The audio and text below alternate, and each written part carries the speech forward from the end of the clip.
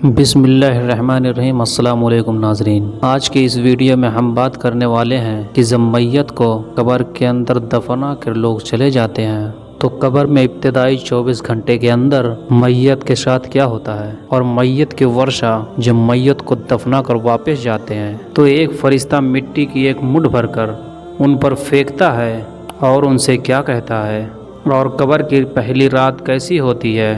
ان سب کے بارے میں ہم آج کی اس ویڈیو میں آپ سب کو بتائیں گے۔ لہٰذا آپ تمام لوگوں سے گزارش ہے کہ آپ ویڈیو کو آخری تک ضرور دیکھیے گا، اور اگر آپ لوگ نئے ہیں اس چینل پہ تو اس چینل کو سبسکرائب کیجیے گا۔ ایک حدیث مبارکہ ہے جس کا مفہوم کچھ اس طرح ہے کہ سرکار نبی کریم صلی اللہ تعالیٰ علیہ وآلہ وسلم نے ارشاد فرمایا کہ اللہ تبارک و تعالیٰ کی طرف سے قبر پر ایک فرشتہ متعین ہے۔ میت کو دفن کیا جاتا ہے تو وہ اس کے قبر کی مٹی کو ہموار کرتا ہے۔ لوگ واپس جانے کے لیے مڑتے ہیں تو وہ قبر سے مٹھی بھر مٹی لے کر پر پھینک دیتا ہے، کہتا ہے کہ اپنی دنیا کی طرف واپس چلے جاؤ، اپنے مرنے والے کو بھول جاؤ۔ کائنات مولا علی علیہ السلام کا ارشاد گرامی ہے، میں نے نبی کریم صلی اللہ تعالیٰ علیہ وآلہ وسلم کو یہ فرماتے ہوئے سنا، شان کی مشکل ترین رات قبر کی پہلی رات ہوتی ہے۔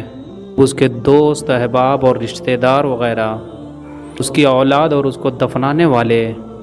دفنا کر جب چلے جاتے ہیں روتا رہتا ہے۔ ایک دوست کے پاس آتا ہے اور اسے روکنے کی کوشش کرتا ہے، چھوڑ کر مت جاؤ۔ دوست کی اس کی آواز کوئی نہیں سنتا۔ وہاں قبرستان میں ہر کوئی اکیلا رہ جاتا ہے۔ ہمارا سامنا ان فرشتوں سے ہوتا ہے، اعمال ہوتے ہیں، شکل میں ہمارے سامنے ہوتے ہیں، اچھے یا برے، اس بات کوئی کچھ نہیں کہہ سکتا۔ ہم سے اس دنیا میں گزری ہوئی زندگی کے متعلق سوال کریں گے، سوالوں کے جواب ہماری زندگی میں موجود ہیں جب تک ہم سانس لے رہے ہیں۔ اس کا مفہوم کچھ اس طرح ہے، ایک بار نبی کریم صلی اللہ تعالیٰ علیہ وآلہ وسلم نے ارشاد فرمایا، قبرستان جایا کرو کیونکہ قبرستان موت کو یاد دلاتا ہے اور عبرت حاصل ہوتی ہے۔ والدہ کی قبر پر جانے کی اجازت مانگی تھی، لہٰذا اس کی اجازت مل گئی تھی۔ قبرستان جایا کرو، اس سے بےروغتی پیدا ہوتی ہے، یاد آتی ہے۔ شعیب بن مشعب رضی اللہ تعالیٰ عنہ نے ارشاد فرمایا کہ یہ حضرت مولا علی علیہ السلام کے پاس ہمراہ ہوئے اور مدینہ کے قبرستان میں گئے۔ مولا والوں کو سلام کیا اور فرمایا، اے تم اپنی خیر بتاؤ یا ہم تمہیں۔ سیدنا شعیب بن مشعب رضی اللہ تعالیٰ عنہ فرماتے ہیں کہ ہم سے وعلیکم السلام ورحمۃ اللہ تعالیٰ وبرکاتہ کی آواز سنی، اور کوئی کہنے لگا تھا، اے امیر آپ ہی خبر بتا دیجئے، ہمارے مرنے بعد دنیا میں کیا ہوا؟ سلام نے فرمایا، سن لو، تمہارا ماں ہو گیا ہے اور تمہاری دوسرے نکاح کر لیے ہیں اور تمہاری اولادوں میں شامل ہو گئی ہیں، اور جس مکان بہت مضبوط بنایا تھا اس میں تمہارے آباد ہو گئے، اب تم آؤ۔ یہ سن کر جانے لگی، اے ہمارے کفن پھٹ کر تار تار ہو چکے ہیں اور ہمارے منتشر ہو گئے اور ہماری ٹکڑی ہو گئی، ہم ساروں پر آ گئیں اور ہم نے ظلم کیے تھے ان کو پا، اور جو کچھ بھی اس میں ہمارا نقصان ہوا۔ جب مر جاتا ہے تو اس کی نماز اس کے دائیں طرف آ کر کھڑی ہو جاتی ہے اور روزہ آتا ہے، اور قرآن موت اور اللہ تبارک و تعالیٰ کا ذکر سر کی طرف آ کر کھڑا ہو جاتا ہے، اور جماعت کرنے کو جو قدم چلے وہ پاؤں کی طرف جاتے ہیں، اس گردن نکالتا ہے اور مردے کی طرف بہتا ہے، اور جائے تو نماز کہتی ہے پرے ہٹ۔ خدا کی قسم بہت مشقتیں اور مصیبتیں اٹھاتا رہا، ابھی ذرا آرام، پھر عذاب بائیں طرف ہے تو اس کو روزہ اس کی طرف سے ہٹا دیتا ہے، اور جب سر کی طرف سے ذکر الہی اس کو روک دیتی ہیں اور کہتی ہیں کہ یہ راستہ نہیں، غرض کی وہ جس طرف ہے اس کو کوئی راستہ نہیں ملتا۔ یہ اس لیے کہ اللہ دوست کو عبادتوں کو اپنے زندہ کر اس دنیا میں کی تھی، لہٰذا وہ کر واپس چلا گیا۔ اس کے بعد صبر پڑا رہتا ہے۔ اس کے بعد وہ کہتا ہے ان عبادتوں سے کہ میں تو اس انتظار میں، اگر کسی طرح سے انہیں کمزوری ہو تو میں اس کی طرف ہمدرد، لیکن الحمدللہ مل کر اس کو دفع کر دیا، لہٰذا اب میں اعمال تزوں میں اس کے کام آؤں گا۔ قبر میں دو فرشتے منکر اور نکیر کہا جاتا ہے، وہ آتے ہیں کی طرح چمکتی ہے اور آواز بادل کی گرج کی طرح ہوتی ہیں، اور ان کے دانت گائے کے سینگوں باہر نکلے ہوئے ہوتے ہیں، اور ان کے منہ سے آگ کی لپیٹ ہیں، بال اتنے بڑے تک لٹکے ہوئے ہوتے ہیں، اور ایک کاندھے سے دوسرے کا فاصلہ ہوتا ہے کہ کئی دن تک چل کر بھی ختم نہ ہو، اور مہربانی نرمی اس کے پاس کرتی، لیکن سختی کا معاملہ نہیں کرتے۔ لیکن ایسی ہی ڈراؤنی شکل و صورت کیا کم ہے،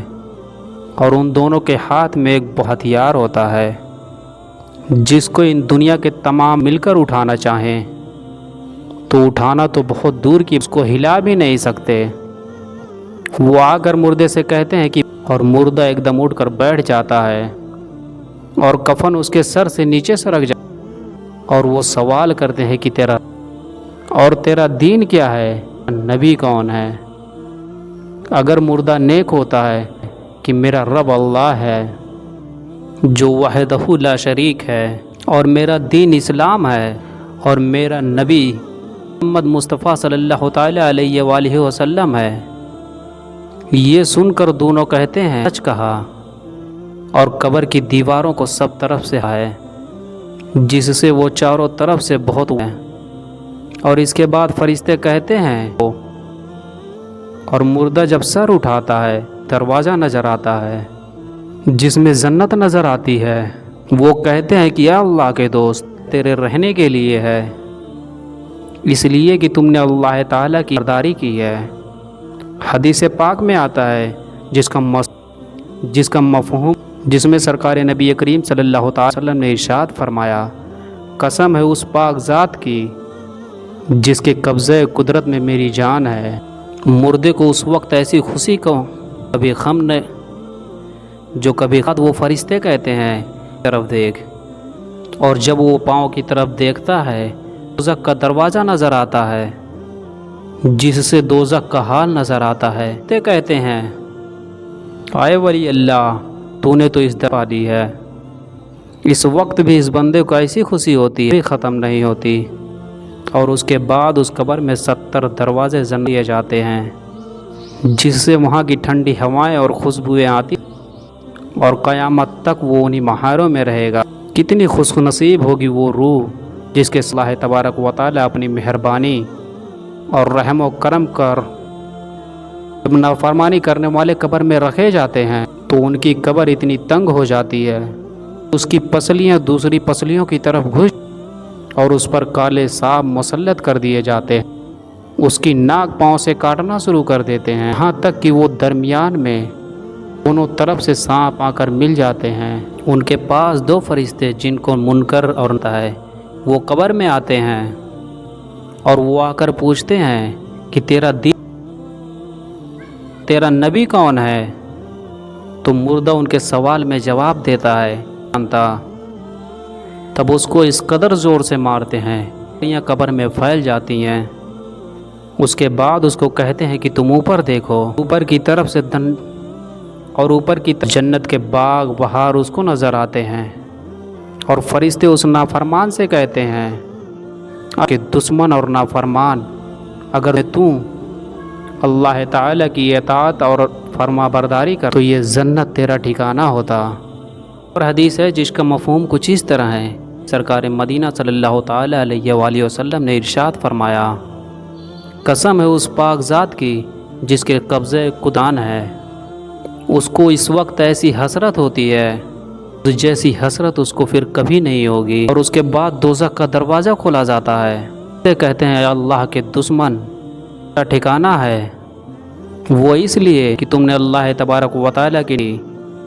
اور 70 دروازے جہنم کے اس کی قبر آتے ہیں